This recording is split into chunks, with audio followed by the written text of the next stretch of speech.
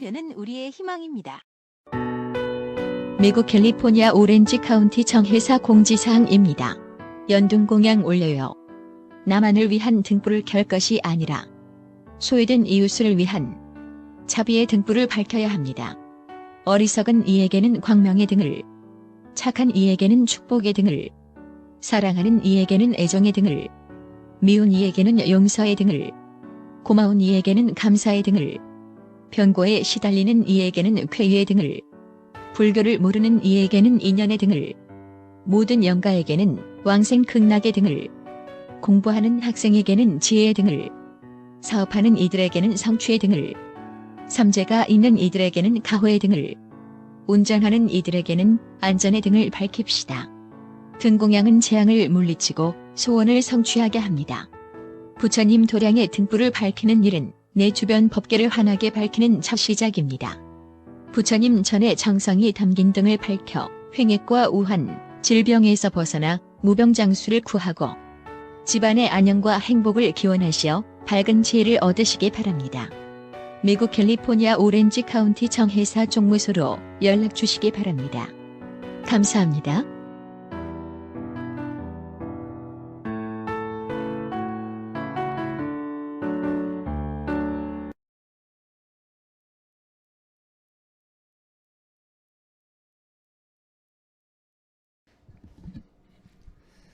거룩한 부처님께 귀의합니다. 거룩한 가르침에 귀의합니다. 거룩한 승가에 귀의합니다. 안녕하세요. 오늘은 부처님 오신 날 봉축일입니다. 우리 불교인들에게 부처님 탄생은 가장 성스러운 날로 기념하고 축하를 하는 날입니다. 오늘은 좋은 날, 기쁜 날이고 또 모두가 다 부처님과 앞이가 충만하시기를 축원합니다. 금년이 불기연대로는 2565년입니다. 금년이 부처님께서 탄생하신 지는 2645년이나 되었습니다. 서력기원 전 645년입니다. 그러니까 서력기원으로는 645년 전에 부처님께서 탄생하신 것이죠. 부처님 탄생에 관한 기록은 아주 여러 경전에서 언급하고 있습니다. 경전은 탄생하실 때 모습을 여러 가지 장면으로 잘 기록하고 있습니다. 첫째는 수행본기경에 보면은 천상천하 유화독존 삼계계고 아당안지 우리에게 제일 많이 알려져 있고 또 제일 많이 인용하고 있는 문기입니다. 두 번째는 이제 장암경에 보면은 천상천하 유화 위존 요도중생 생로병사라고 또 일컬어 있습니다. 이 두 가지 뜻은 뭐냐면 부처님은 어머니 마야 부인 옆구리에서 태어나자마자 7발자국을 걷고 나서 하늘 위 하늘 아래 내가 오직 존귀하다. 나는 중생들을 세상의 모든 고통에서 편안하게 하겠다. 또는 생로병사에서 건질 것이다. 라는 뜻입니다. 그러면 이제 남방불교, 남방경전에 전해진 것을 보면은 거기에는 이제 디가니까야라든지 마지마니까야, 우리말로 말하면은 이제 장부, 좀 길게 모아놓은 경이라든지 또 마지마니까야는 중간 크기로 모아놓은 경전이라는 뜻이죠. 거기에 보면은 이제 부처님은 어머니 마야부인 옆구리에서 태어나자마자 7발자국을 걷고 나서 나는 세상의 제일 앞이다. 나는 세상의 제일 위다. 나는 세상의 최고이다. 이것이 마지막 생이다. 나는 더 이상 태어남은 없다라고 기록이 되어 있습니다. 이런 탄생설에 대해서 남방지역이나 북방지역에 큰 의미는 비슷하고요. 이제 북방에 전해진 대승경전은 좀 더 함축해서 후반부에서 부가해가지고 좀 다르게 표현이 되었을 뿐입니다. 그러니까 남방경전에서는 나는 세상에서 가장 뛰어나다, 나는 가장 위대하다, 나는 가장 존귀하다. 이것을 이제 대승경전에서는 중국 스님들이 번역할 때 한 기절로 천상천하 유화독존이라고 간결하게 표현을 했습니다. 저는 개인적으로 이 천상천하 유화독존 이렇게 함축해 놓은 문장이 너무 멋있는 기절이라고 생각을 합니다. 부처님 탄생 개성으로 아주 유명한데요. 이 짧은 구절에 대해서 아주 중요한 뜻이 많이 내포되어 있습니다. 그래서 또 해석이 아주 다양합니다. 이 천상천하 유화독존을 잘못 이해하면요, 그 오해의 소지가 많습니다. 왜냐하면 부처님이 나홀로 위대하다, 천상천하 유화독존, 그래서 부처님은 나홀로 위대하다, 이 점에 대해서 부처님이 너무 독선이다라는, 너무 독선이고 너무 배타적인 거 아니냐라는 이렇게 평하는 사람들이 좀 있습니다. 경전에 나오는 부처님 탄생설화에 대해서 우리가 올바르게 이해할 필요가 있습니다. 이제 실제로 보면은 이 부처님 탄생설화나 내용들을 자세히 이해하게 되면은 굉장히 좋은 뜻이 들어있구나라고 알 수 있죠. 첫째는 우리가 이제 부처님 탄생설화를 이제 이해하는 방법은 신화적인 부처님과 이 역사적인 부처님을 구분해서 이해해야 된다는 점입니다. 신화적인 부처님은 어떻게 표현하고 역사적인 부처님은 어떻게 구분해서 설명되고 있는지를 우리가 이렇게 구분할 줄 알아야 돼요. 경전은 역사적인 부처님에 대해서는 아주 인간적인 면모의 사실에 중점을 두고 기록했습니다. 인간적인 면모, 부처님은 인간적인 어떤 모습이었는지 이런 사실에 중점을 두고 기록이 돼 있어요. 이제 그러나 이 신화적인 부처님은 뭐죠? 인간을 초월한, 부처님은 인간을 초월한 위대한 모습으로 표현할 때는 아주 문학적으로 신비스러운 묘사에 중점을 두고 기록했다는 점을 우리가 이해해야 됩니다. 예를 들면은 그 유명한 아시바고사, 우리는 이제 마명보살이라고 하는데, 이 마명보살에 지은 이 부처님 생애, 산스크리트는 이제 붓다차리타라고 되어 있어요. 이 부처님을 신화적으로 문학성을 가미해서 탄생설화를요, 이 신격화 시켜서 아주 찬탄한 첫 작품으로 부처님 생애는 아주 대표작이라고 할 수 있잖아요.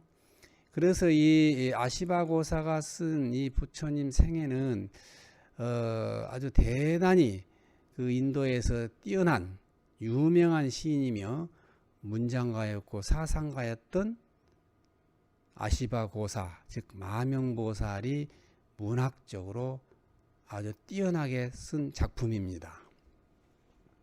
여기서 보면은 옆구리 탄생은 바로 뭡니까? 카스트 제도 신분이잖아요. 그래서 왕족이나 무사계급은 옆구리로 탄생한다는 거예요. 참고로 보면 이제 브라만들은 어떻게 했습니까? 정수리로 태어나죠. 평민은 이제 다리로 태어나고 천민은 발바닥에 태어난다. 이런 인도 문화의 상징이 들어 있어요. 이 신화적으로 보면은. 그래서 이제 일곱 발자국도 부처님이 이제 일곱 발자국을 내걷고 천상천하 유화독존을 애치게 되는데, 이런 일곱 발자국도 문학적인 상징성이잖아요. 즉 일곱 발자국은 우리가 이제 지옥, 악의, 축생, 아수라, 인간, 천상 여섯 가지 모든 사람은 육도를 윤회하게 되어 있는데, 깨달은 분은 육도 윤회를 하지 않잖아요. 즉 해탈했다는 뜻이잖아요.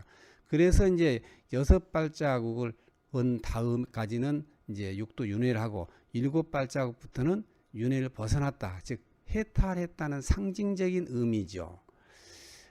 이제 이런 것을 우리가 좀 이해하면 좋겠죠. 두 번째는 이제 부처님은 이제 태어나자 말씀하신 것에 대한 시간적인 문제를 제기한 분들이 많습니다. 천상천하 유화독존 할 때 아이가 태어나자마자 어떻게 걸어 다니며 말을 할 수 있을까라는 의문점이 생깁니다. 사실상 보면은 인간이 태어나자마자 보통 사람 누구나 다 불가능하죠. 사람은 소나 염소는 태어나자마자 뛰어다닐 수 있지만 인간은 불가능한 일입니다. 마치 기독교 예수가 동정녀 마리아가 남자도 접촉하지 않고 무슨 성령으로 잉태한 것이 성경이 허무맹랑하다고 얘기하잖아요.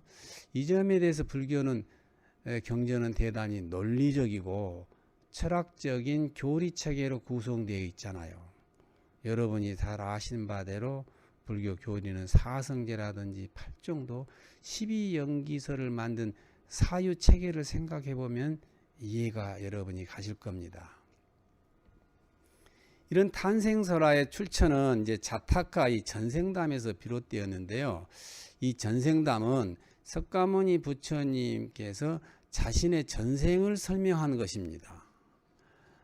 그래서 디가니까에 보면은 남방 이 장부경전이라고 그러는데 길게 모아놓은 경전인데요.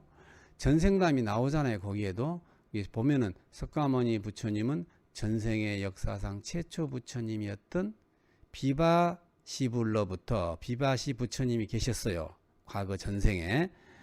이분으로부터 윤회돼 가지고 석가모니 부처님은 7번째 태어난 부처님이라고 나옵니다. 그러니까 부처님 과거 전생의 최초의 비바시 부처님은 태어나자마자 7걸음을 걸어가서 이렇게 말씀했다. 나는 세상의 제일 앞이다.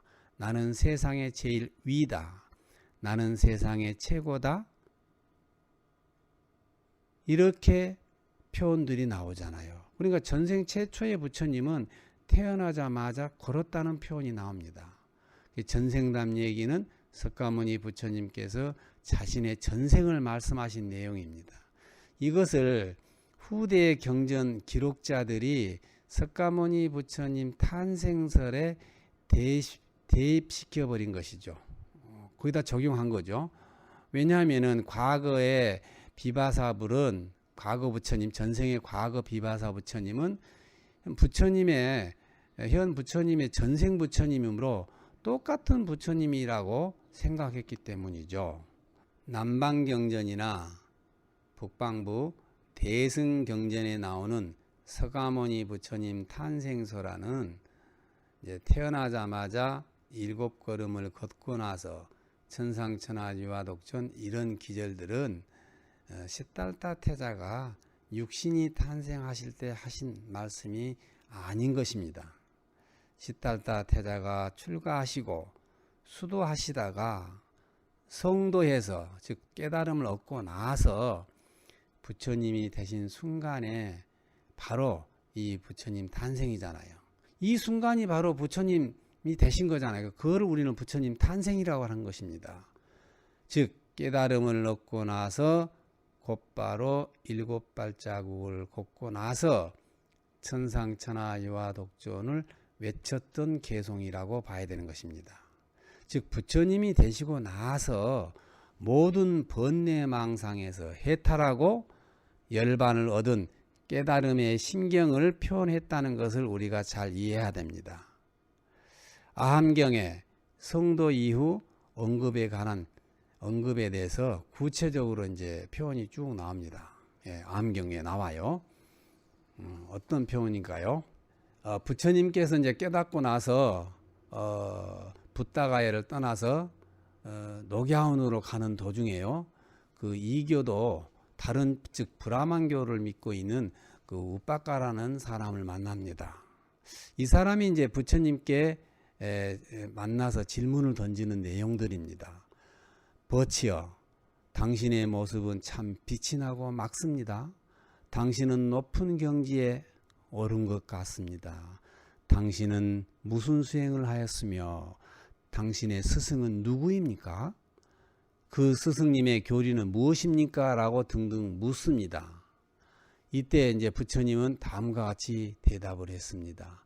나는 모든 것을 알았고 이제 모든 욕망에서 다 해탈을 얻었다. 나는 스스로 깨달았다. 누구를 따르겠습니까? 나에게는 스승이 없습니다. 천신을 포함하여 이 세상에 나와 같은 자는 아무도 없습니다. 어떤 자도 나와 동등하지 않습니다. 나는 세상에서 완전하고 내가 최고의 스승의 지위를 얻었습니다. 나는 적정한 경지에 도달했고 마침내 니르바나 즉 열반을 얻었습니다. 이제 이 정법을 전하기 위해 나는 녹야원으로 갑니다. 이 어두운 세상에 영원한 북소리를 내서 울려주기 위해서 이렇게 나오죠. 바로 뭐죠? 이것이 이제 부처님 깨달음의 선언입니다. 예. 부처님의 심경을 이렇게 스스로 자각한 내용을 이렇게 알는 거예요. 즉 부처님은 해탈 열반을 얻은 후에 이렇게 전도 포교하러 가는 도중에 이렇게 심경을 밝히고 있는 모습입니다. 이러한 이제 부처님의 고백이 후대의 불교 경전을 편찬하면서 문학적으로 때로는 이제 신비적으로 이렇게 자꾸 부가하고 가미해서 표현이 되었던 것이 바로 오늘날 우리에게 전해진 부처님 탄생설화가 된 것입니다. 남방불교는 부처님 일대기 가운데서 탄생이나 출가나 성도제일이나 입적이 모두 이 배삭달 보름달, 우리로 말하면 음력 4월 15일이 이날이 한날로 제정되어 있습니다. 전부 한날이에요. 부처님 탄생일, 출가일, 깨달은 성도일, 부처님께서 인멸하시는 날이 네 가지 주요 부처님의 행사날이 전부 한날, 같은 날로 되어 있어요. 우리 이제 한국 달력으로 말하면 음력 4월 15일로 되어 있단 말이에요. 그러니까 남방불교에는 성도제일이 따로 없죠. 도를 깨달고 이루고 나서 부처님이 되신 후 다음부터 부처님 생신일은 바로 부처님 탄생일이 계속적으로 기념해 온 것이잖아요. 이거를 후대에 이제 학생들이 부처님 생애를 편집할 때 육신이 탄생할 때에다가 더욱 신비롭고 위대한 성자로 표현하려고 했던 것으로 우리가 이해해야 옳습니다. 그러나 이제 대승불교에 와서는 부처님 탄생일이 다르고 출가일이 다르고 성도일이 다르고 또 인멸하신 열반제일이 따로따로 이렇게 구분해서 기념일을 만들었습니다. 이에 비하면은 지금도 남방불교는 전부 한날이기 때문에 당연히 성도제일이 없습니다. 오직 부처님 탄신일만 최고의 축제일로 여기고 행사를 성대히 개최하는 것입니다. 이것은 바로 이제 부처님 성도 이후에는 모두 최고의 탄신이 바로 모든 부처님의 이 교학을 낳는 계기잖아요. 이 세상에 사람이 태어나지 않으면 아무 일이 없잖아요. 그래서 탄신은 새로운 역사를 만드는 첫 출발점이기 때문에 부처님 탄신일에다가 이렇게 역사적인 탄신일에다가 이렇게 문학적으로 이런 신비스러운 이 신화적인 요소를 가미한 것으로 우리가 생각을 해야 됩니다. 그 다음에 우리가 이제 내용적인 문제를 좀 우리가 생각해 봐야 됩니다. 이 천상천하 유화독전에 대해서 우리가 잘 생각을 해야 돼. 굉장히 중요한 문제잖아요. 이 천상천하 유화독전에서 제일 문제가 되는 것이 아입니다. 유화, 나에 관한 문제예요. 이 해석 문제를 어떻게 하냐는 거예요. 그래서 이제 이 남방의 산스크리트나 팔리에서는 나라는 문제를 아트만이라고 그러잖아요. 아트만 문제를 해석한 거잖아요. 아트만을 해석했어요. 그래서 나라는 문제는 여기서는 이제 첫째는 부처님입니다. 천상천하의 부처님은 참 아주 독보적인 존재다라고 할 수 있는 겁니다. 이제 두 번째는 이제 인간 전체예요. 천상천하의 모든 인간은 참 존귀한 존재다란지. 또 세 번째 문제는요. 이 아트만에서 영혼이나 자아라는 뜻이 있어요. 그래서 천상이나 천하에 오직 우리들의 영혼, 우리들의 마음이 가장 존귀하다라고 우리가 세 가지로 해석할 수 있습니다.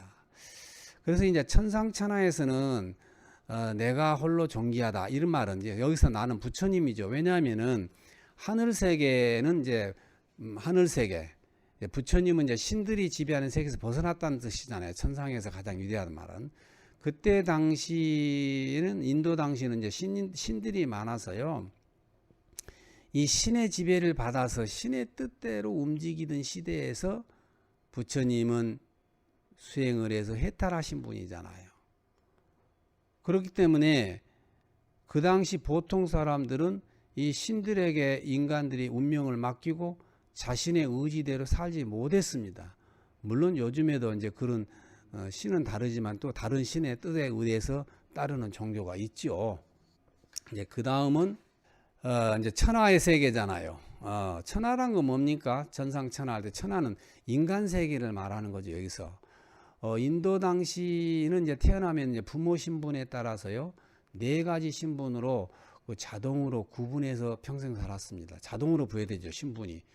그래서 이제 브라만, 부모가 브라만이면 아들도 브라만이고요. 부모님이 왕족이나 무사면 아들도 그렇고, 부모가 평민이면 아들도 평민이고, 부모가 천민이면 아들도 천민입니다. 그래서 이 신분 차별이 굉장히 심했죠. 마치 조선시대 신분제도 양반과 상놈이 있듯이 말입니다. 그런 억압된 신분제도에서 벗어났다는 뜻이잖아요. 그러니까 모든 번뇌망상을 떠나서 열반을 성취했다는 뜻입니다. 그러니까 천상천하는 바로 그런 뜻이죠. 해탈하고 열반했다는 뜻이죠. 천상은 세계든 인간은 세계든 신으로부터 해탈하고 또 인간의 여러 가지 신분 차별으로부터 열반을 성취하신 분이다. 그런 건 번뇌망상을 떠났다는 게 신분에서부터 이런 거를 이제 설명을 하고, 그래서 이제 우리가 이제 부처님에 대해서 설명을 하잖아요. 세계 종교 역사상 석가모니 부처님은 깨달음을 얻어 부처님이 되신 최초의 부처님으로 그 당시 누구보다도 뛰어난 분이다. 그 당시 최고 제일위의 존귀한 지위를 얻었잖아요. 많은 브라만 지식인들이 존경하고 귀했던 것이잖아요. 역사적으로 깨달음을 얻어서 부처님이 되신 분은 석가모니 부처님이 처음이에요. 그러니까 천상천하 유아 독준이잖아요. 천상천하에 그때 당시에는 부처님만큼 위대한 분이 없었어요. 모두들 깨달은 분이 없었기 때문에. 그래서 이때 천상천하 유아 독준은 그런 취지입니다. 그때 당시에 부처님만이 홀로 최초로 깨달은 분이었기 때문에 그 어느 누구도 부처님과 이렇게 대적할 분이 없었다. 부처님은 정말로 최고의 존엄한 지위를 얻었다라는 뜻입니다. 이제 두 번째 우리가 천상천하 유아독전 할 때 아는 인간 전체를 뜻한다고 보는 것입니다. 왜냐하면 이제 모든 인간은 석가모니 부처님처럼 수행해서 해탈하고 열반하면 그런 부처님의 지희, 경지를 얻어서 그런 삶을 살 수 있다는 가능성을 제시해 주는 것이죠. 모두가 다. 천상천하 유아독존 할 때 아라는 말은 개인적인 아가 아니라 인류 전체 아예요. 인류는 천상이나 천하에서 독보적인 생명체다. 인간은 만물의 영장이듯이 인간은 참 독보적인 존재다. 라는 뜻입니다. 셋째, 이제 아는 뭐냐면은 인간의 마음이나 영혼을 이제 표시하는 거죠. 천상이나 천하나 인간의 마음, 영혼이 최고다. 내 영혼이나 마음이 그렇게 존귀하다는 거예요. 그리고 대승불교에서는 일체 유심조가 나오잖아요. 일체의 모든 것은 마음이, 우리 영혼이 만든다는 거예요. 이 세상의 모든 것들은 전부 마음에 의해서 만들어진다. 그래서 존귀한 마음을 가지면 존귀한 물건이 생기는 것처럼 이 마음을 이렇게 표시했다라고 생각하는 것입니다. 그래서 우리가 이제 천상천하 유아독존은 결론적으로 보면은 뭡니까? 인간의 존엄성 선언이라고 할 수 있습니다. 인간은 정말로 존엄한 생명체다라고 하는 것입니다. 아함경에 보면은 부처님은 다음과 같이 말씀하십니다. 인간은 모두 태어나서 평등하다. 부모의 신분에 따라서 브라만이 되고 왕족이나 무사가 되고 평민이 되고 천민이 되는 것이 아니다라고 되어 있습니다. 인간은 신분에 따른 존엄성이 있는 것이 아니라 행위에 따라서 브라만이 되고 또 행위에 어떤 행동을 하냐에 따라서 왕족이나 무사도 되고 또 평민과 천민이 된다라고 돼 있어요. 즉 행동을 어떻게 하느냐에 따라서 존엄한 또 존귀한 삶을 산다는 것을 보여준 가르침입니다. 인도 전통 신분 계급사에서는 대단히 충격적인 선언이죠. 대단히 엄청난 충격이죠. 이런 신분 제도를 파기했다는 것은 누구든지 행동을 잘 살고 똑바로 올바른 마음 가지고 행위를 잘하면 그 사람이 다 브라만이고 그 사람이 다 왕족이다 무사다 이렇게 했으니까요. 그리고 심지어는 평민이나 천민도 너희들이 좋은 생각 가지고 좋은 행동하고 올바르게 살면은 너는 네 마음은 브라만이고 왕족이나 무사가 똑같다는 거예요. 엄청난 충격적인 선언이죠. 이것은 대단한 인간 평등 존엄선에 대한 선언이잖아요. 지금부터 2600년 전에 부처님은 인간의 존엄성뿐만 아니라 모든 생명의 존엄성까지 강조하신 위대한 선각자였습니다. 이에 비하면은 서양에서는 언제 나옵니까? 겨우 15세기 지금부터요 한 500년 전에 이르러서 르네상스 문예부흥이 일어나잖아요. 그래서 그리스 로마 신본주의 신중심에서 벗어나가지고 인본주의 표면적인 인간 중심 선언이 그때 나왔습니다. 부처님한테 비하면은 1000년이나 늦게 나온 셈이죠. 그래서 근래 서양에서도 이제 부처님의 이대성을 다시 발견하고 불교에 기여하고 수행하는 사람들이 늘어나고 있는 추세입니다.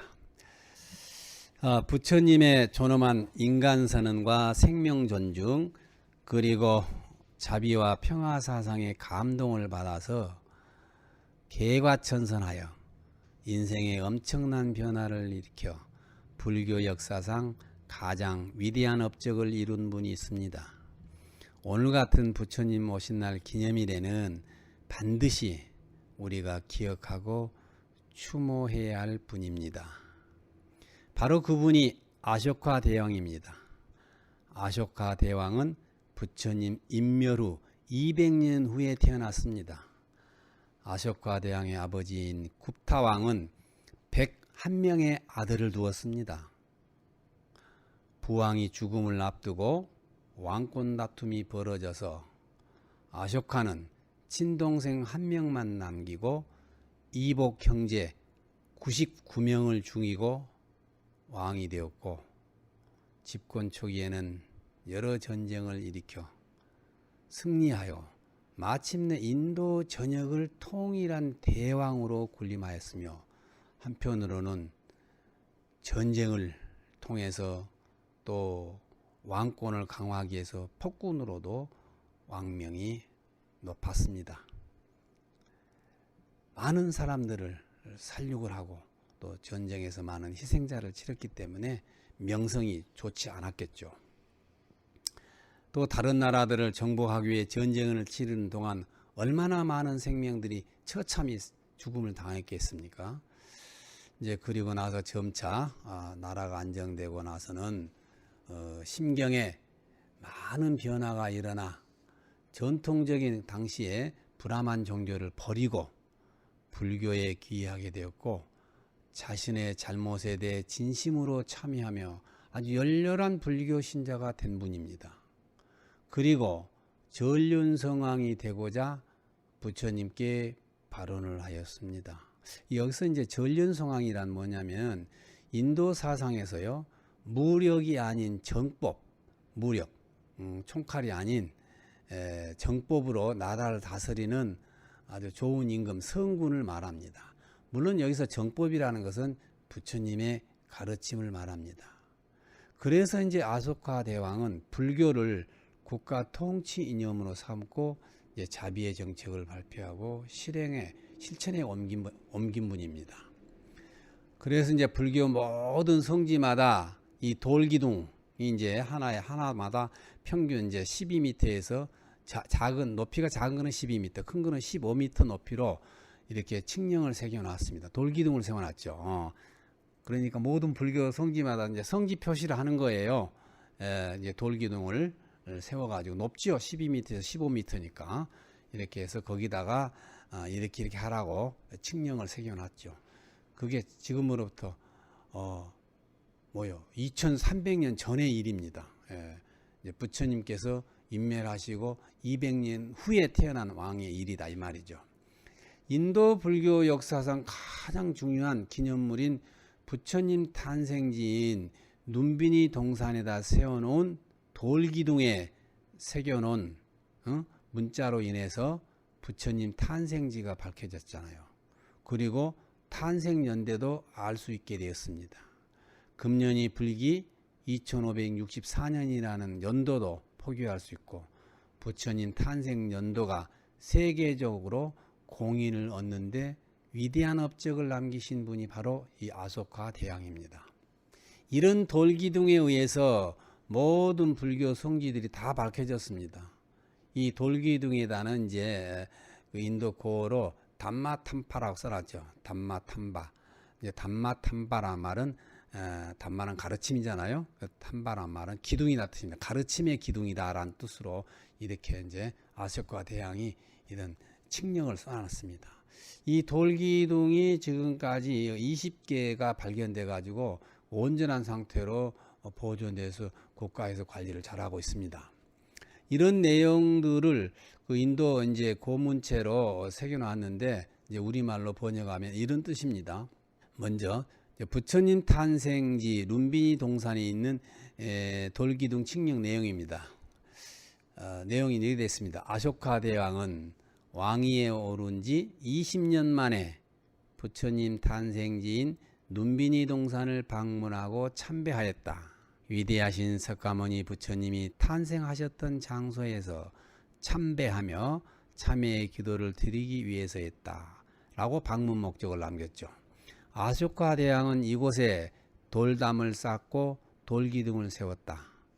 부처님께서 이곳 눈비니 마을에서 태어나셨기 때문에 이 눈비니 동네 마을 사람들에게는 토지세 세금을 면제한다.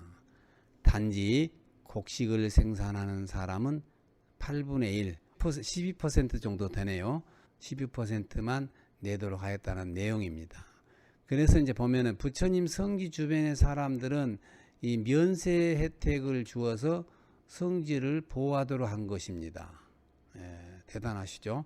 그러니까 원래 이제 그때 당시는 전부 임금 땅이기 때문에 이 사는 사람들은 살면 세금을 많이 내죠. 토지세도 내고 또 경작하면 이 생산세도 내는 것과 마찬가지인데 거기는 이제 눈비니 동네 사람들은 눈비니 부처님 동네니까 잘 성지 보호하라고 세금도 면제하고 생산하면 다른 지역은 세금을 많이 떼어갔는데 거기는 조금 12%만 떼었다는 것입니다.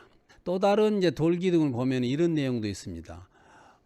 불교들의 계율과 교훈을 잘 지키고 사회 복지 활동을 펼친다. 양론이나 과원을 짓고 또 우물도 파고 동물 보호를 위해서 사냥을 금지한다. 또 동물 싸움도 금지시킨다. 동물 병원을 건립한다. 동물 의사를 둔다. 부처님의 가르침은 자비요, 진실이요, 청정이요, 부드러움이요, 착함으로 이루어진 것이다. 이런 진리를 실천하는 사람들이 늘어나는 것이 나의 뜻이다. 이렇게 새겨 있습니다. 제가 인도 성지 순례차 룸비니에 이제 들릴 때마다 참 감명이 깊었던 점이 떠오릅니다. 참 부처님의 첫 계율 불살생, 함부로 생명을 죽이지 말라 이거잖아요. 이래서 그런지 이 뜻을 받아들이고 동물 의사까지 두고요. 인류 역사상 최초의 일이잖아요. 동물 의사. 요즘 수의사를 뒀다는 것은요. 우리 이제 세계 역사 가운데 처음이랍니다. 아쇼카 대왕이 동물 의사 제도를 둔 것은 최초의 일이래요. 그래서 이 동물까지 자비를 실천하려는 의지를 엿볼 수 있는 대목이잖아요.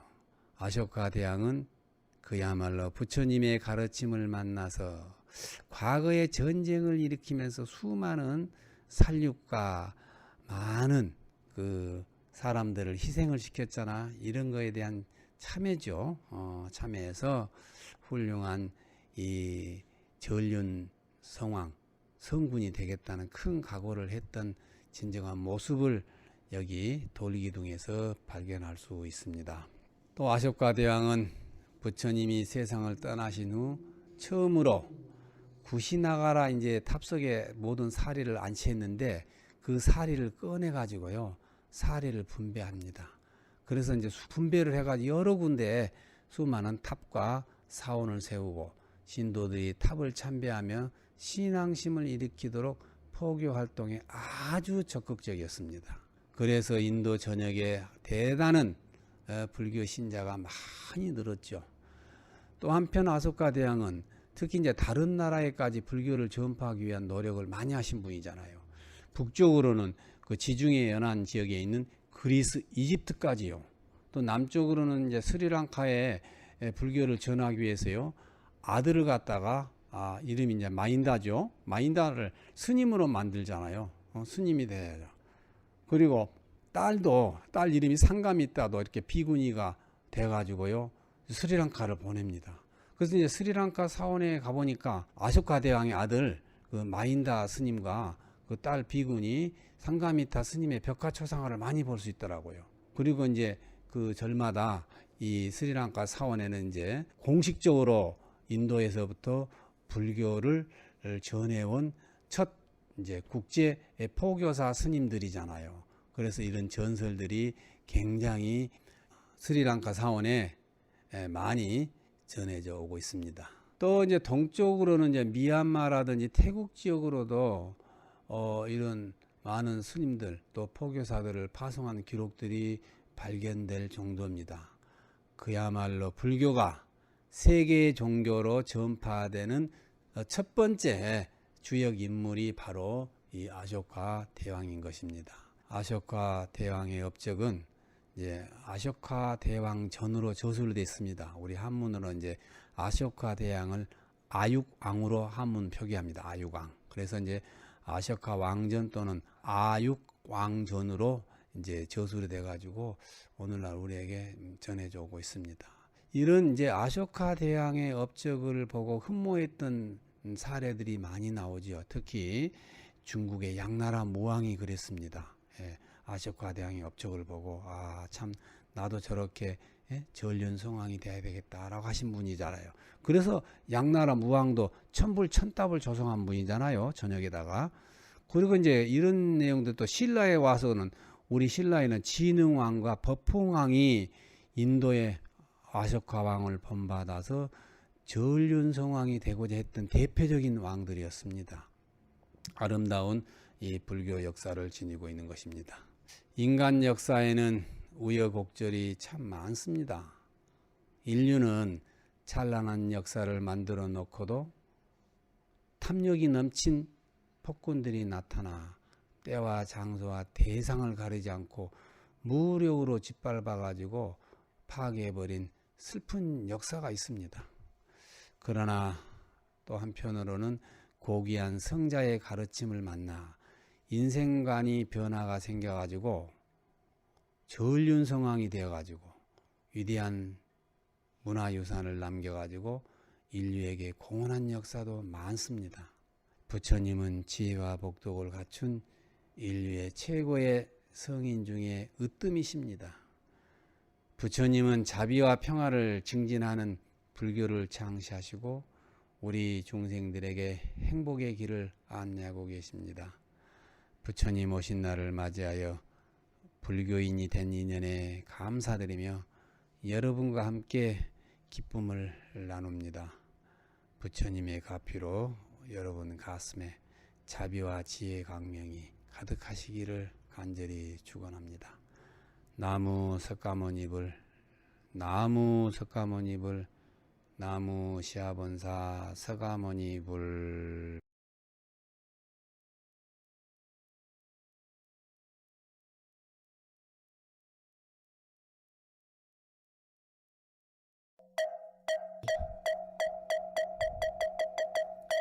불교 성전 읽기. 4개의 성문에서 만난 사람들. 어느덧 시다르타 왕자는 훌륭한 청년 태자로 자랐다. 화려하고 아름다운 왕궁에서만 자란 태자는 백성들이 어떻게 살아가고 있는지 전혀 알 수 없었다. 태자는 많은 시간을 조용한 명상을 통해 사람들이 살아가면서 어쩔 수 없이 겪어야 하는 어려움과 고통에 대해 생각해 봤지만 실제로는 그것이 어떤 것인지 알 수가 없었다. 그러자 문득 백성들의 모습이 직접 보고 싶어졌다. 밝고 맑은 빛이 아름답게 내리비치는 어느 봄날, 시다르타 태자는 자신의 생각을 정반왕에게 말씀드리고 허락을 얻어 왕궁 밖을 구경하기로 하였다. 아버지에게 허락을 받은 태자는 자신의 곁에서 언제나 정성껏 시중을 들고 있던 찬다카를 불렀다. 찬다카야, 왕궁 밖으로 나갈 것이니 어서 준비를 하도록 하여라. 알겠습니다, 태자님. 시종 찬다카는 왕궁 밖으로 나들이 간다는 말을 듣자 기분이 매우 좋았다. 태자를 궁 밖으로 모시고 나갈 준비를 하는 찬다카의 입에서 즐거운 콧노래가 저절로 흘러나왔다. 시다르타 태자는 시종 찬다카와 4마리의 흰말이 끈 화려한 마차를 타고 많은 시중들을 거느리고 왕궁의 동쪽 문으로 나왔다. 성 밖으로 나온 태자는 불어오는 상쾌한 바람을 맞으며 왕궁 밖의 새로운 풍경을 바라보니 지금까지의 모든 고민이 깨끗이 사라지는 것 같았다. 상쾌한 기분에 젖어있던 태자는 자신의 마차 옆으로 다가오는 한 노인을 보고 마차를 세우도록 하였다. 여태껏 그런 모습을 한 사람을 보지 못했기 때문이었다. 노인은 다 떨어진 허름한 옷을 걸치고 지팡이를 짚고 금방이라도 쓰러질 듯한 모습으로 태자의 마차 가까이 다가갔다. 노인의 모습은 깡마르고 머리도 하얀 데다 허리마저 잔뜩 굽어 있었다. 노인을 보며 태자는 이상한 듯이 물었다. 찬다카야, 저 사람은 어찌하여 저렇게 불쌍한 모습을 하고 있느냐? 예, 가난하고 늙어서 그렇습니다. 가난하고 늙어서 그렇다고? 예, 태자님. 그렇다면 찬다카야, 가난하고 늙으면 누구나 저렇게 되는 것이냐? 그렇습니다, 태자님. 찬다카의 말을 들은 시다르타 태자는 갑자기 슬퍼졌다. 찬다카는 불안해졌다. 태자가 다시 말문을 열었다. 찬다카야, 그럼 나도 언젠가는 저렇게 늙게 되겠구나. 그러하옵니다. 그만 돌아가자. 왕궁으로 돌아가는 시다르타 태자 일행은 모두 어깨를 축 늘어뜨리고 고개를 숙인 채 걸었다.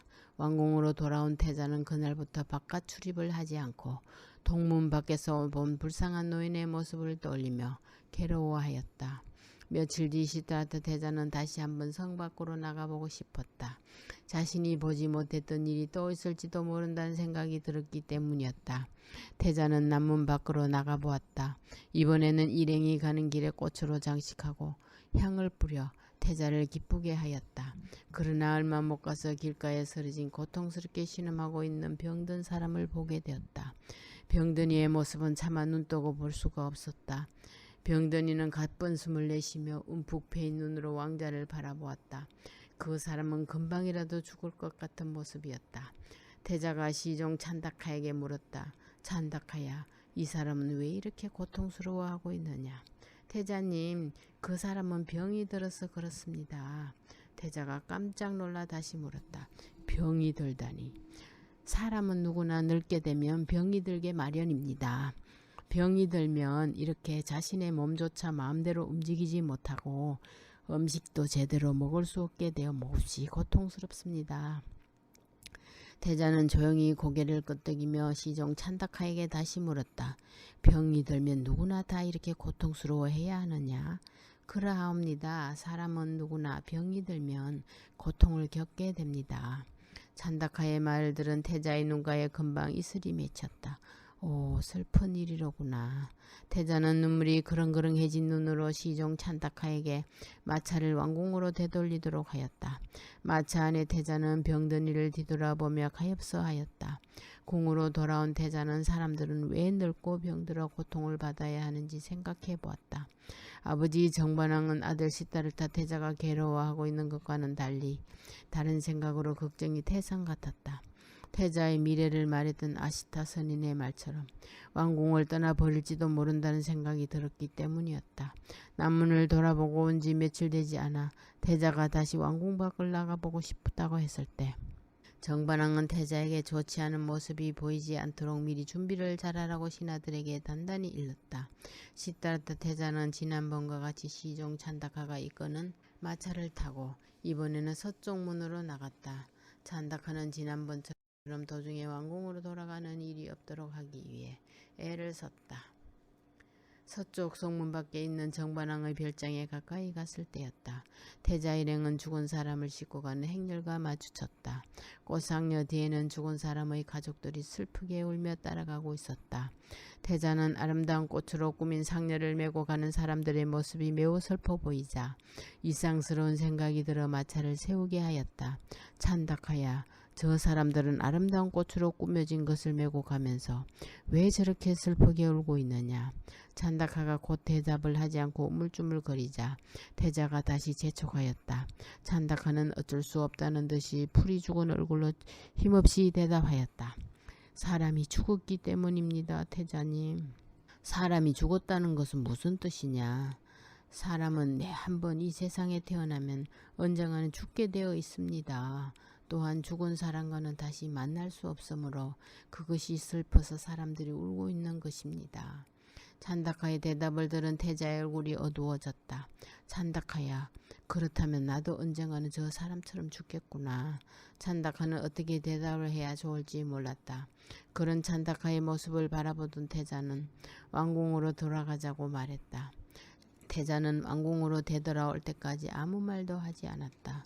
아버지 정반왕은 태자가 별장에 가지 않고 다시 돌아왔다는 소리를 듣고 걱정이 되어 찬다카를 불렀다. 정반왕은 찬다카에게서 별장으로 가면서 있었던 일을 듣고 찬다카를 크게 꾸짖었다. 왕궁으로 돌아온 태자는 매일 자신이 본 일들을 생각하며 어떻게 하면 그런 슬프고 괴로운 일들을 해결할 수 있을까 하는 생각에 잠겨 있었다. 그러나 도저히 그 슬프고 괴로운 일들을 풀 수 있는 방법을 알 수 없었다. 자기를 가르쳤던 유명한 스승들을 불러서 물어보았다. 훌륭하신 스승님들이시여, 사람은 왜 늙습니까? 그것은 나이를 먹기 때문입니다. 한 학자가 대답하자 다시 물었다. 그럼 왜 나이를 먹게 되는 것인가요? 나이를 먹지 않을 수는 없는 것인가요? 태자의 말에 학자들은 입을 다문 채 서로의 얼굴만 쳐다볼 뿐이었다. 다른 문제들도 마찬가지였다. 학자들 역시 나이 먹고 병들어 언젠가는 다른 사람들과 마찬가지로 죽을 수밖에 없는 사람들이기 때문이었다. 대답을 하지 못하고 우물쭈물거리는 학자들의 모습을 본 시다르타 태자는 더욱 걱정스러워졌다. 학자들을 돌아가도록 한 뒤 태자는 그런 문제를 해결할 수 있는 방법이 무엇인가 생각해 보았다. 아무리 생각해도 괴로움과 슬픔을 없앨 수 있는 방법을 알아낼 수가 없었다.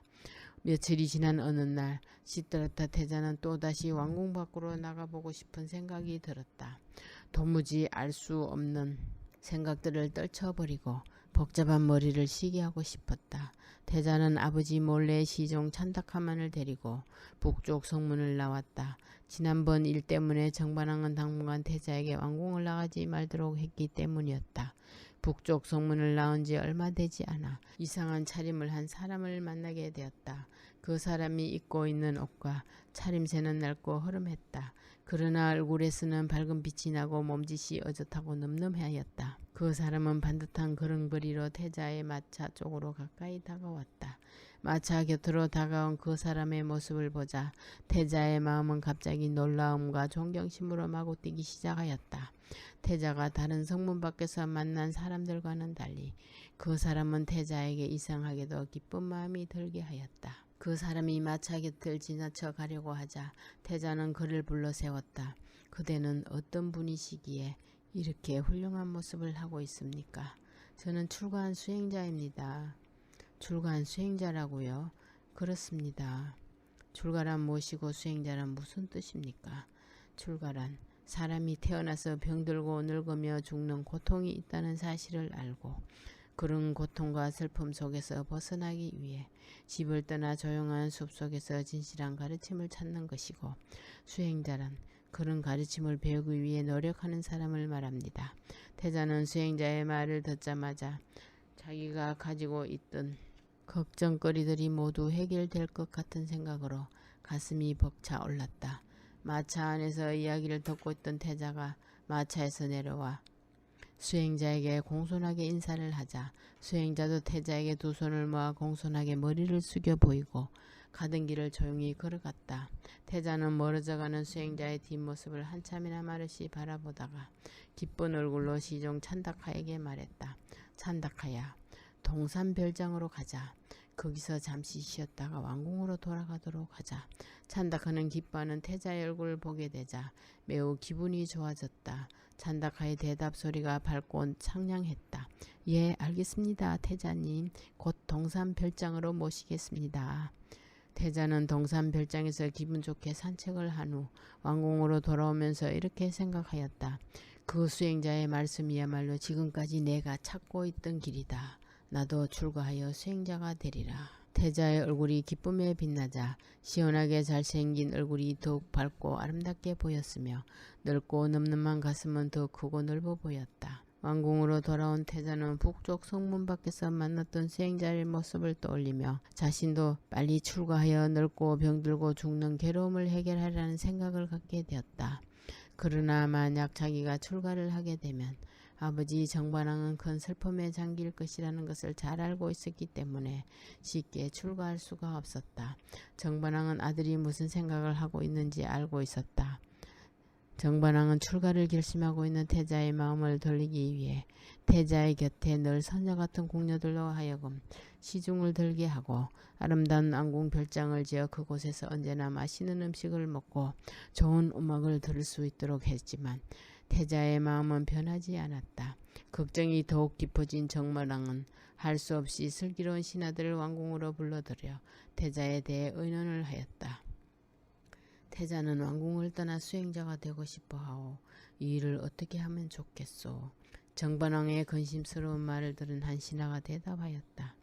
이제 태자님께서도 나이가 드셨으니 아름답고 슬기로운 공주를 찾아 결혼을 시키면 출가한 생각을 하지 않으실지도 모르겠습니다. 신하의 말에 정반왕은 뛸 듯이 기뻐하였다. 그거 아주 좋은 생각이구려. 그렇게 합시다. 여러 대신들은 어서 우리 태자와 결혼을 할 아름답고 슬기로운 공주를 찾아보도록 하시오. 신하들이 여러 나라를 돌아다니며 태자와 잘 어울리는 공주를 찾아본 끝에 카필라국에서 멀지 않은 콜리국의 성각왕에게 야소다라라는 아름답고 슬기로운 딸이 있다는 말을 들었다. 신하들은 이 소식을 바로 정반왕께 알렸다. 임금님, 드디어 임금님께서 찾으시는 공주 한 분을 발견했습니다. 정반왕은 소식을 알리는 신하에게 기쁜 얼굴로 물었다. 그 공주가 누구라는 말이요? 어서 말을 해보구려. 그 공주는 바로 우리나라에서 멀지 않은 콜리국 성각 임금님의 따님이십니다. 이름은 야소다라라고 합니다. 그 말을 듣자 정반왕은 매우 기뻐했다. 그렇다면 어서 사람을 보내 성각왕에게 나의 뜻을 전해주시오. 잘 알겠습니다. 콜리국의 성각왕은 정반왕이 보낸 사신의 말을 듣고 역시 크게 기뻐하였다. 시드라타 태자는 누구든지 탐낼 만큼 지혜롭고 훌륭한 왕자라는 사실을 성각왕도 잘 알고 있었기 때문이었다. 서둘러 두 왕은 시드라타 태자와 야소다라 공주를 결혼시키기로 약속하였다. 시드라타 태자는 마음이 내키지 않았지만 아버지의 간곡한 말씀을 거역할 수 없어서 아버지의 뜻에 따르기로 하였다. 결혼식 날 야소다라 공주의 모습은 그야말로 세상에서 가장 아름다운 연꽃 한 송이가 피어난 것 같았다. 시드라타 태자는 태자로서의 유염과 뛰어난 용모를 갖추고 있었기 때문에 두 사람의 결혼식은 세상에서 가장 훌륭하고 멋진 결혼식이 되었다. 정반왕과 성각왕은 공주와 태자의 모습을 바라보며 서로 자랑스러워하였다.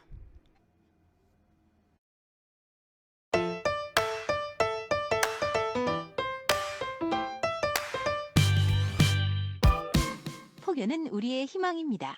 매주 일요일 날 11시 실시간으로 인터넷 방송 부페를 통해서 이 유튜브 이 방송도 많이 시청할 수 있도록 권장도 하고 또 구독 신청도 하고 또 격려 좋아요도 좀 해서 함께 부처님과 좋은 인연을 맺을 수 있는 기회가 되기를 여러분에게 간절히 올리고 싶습니다.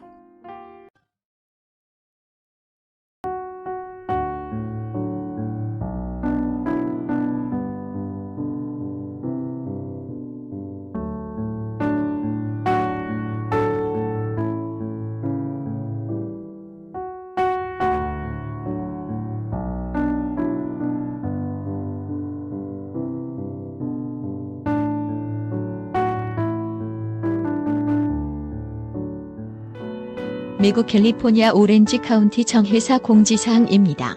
연dun공양 올려요. 나만을 위한 등불을 켤 것이 아니라 소외된 이웃을 위한 자비의 등불을 밝혀야 합니다. 어리석은 이에게는 광명의 등을, 착한 이에게는 축복의 등을, 사랑하는 이에게는 애정의 등을, 미운 이에게는 용서의 등을, 고마운 이에게는 감사의 등을, 병고에 시달리는 이에게는 쾌유의 등을, 불교를 모르는 이에게는 인연의 등을, 모든 영가에게는 왕생 극락의 등을, 공부하는 학생에게는 지혜의 등을, 사업하는 이들에게는 성취의 등을, 삼재가 있는 이들에게는 가호의 등을, 운전하는 이들에게는 안전의 등을 밝힙시다. 등공양은 재앙을 물리치고 소원을 성취하게 합니다. 부처님 도량의 등불을 밝히는 일은 내 주변 법계를 환하게 밝히는 첫 시작입니다. 부처님 전에 정성이 담긴 등을 밝혀 횡액과 우환, 질병에서 벗어나 무병장수를 구하고 집안의 안녕과 행복을 기원하시어 밝은 지혜를 얻으시기 바랍니다. 미국 캘리포니아 오렌지 카운티 정회사 종무소로 연락 주시기 바랍니다. 감사합니다.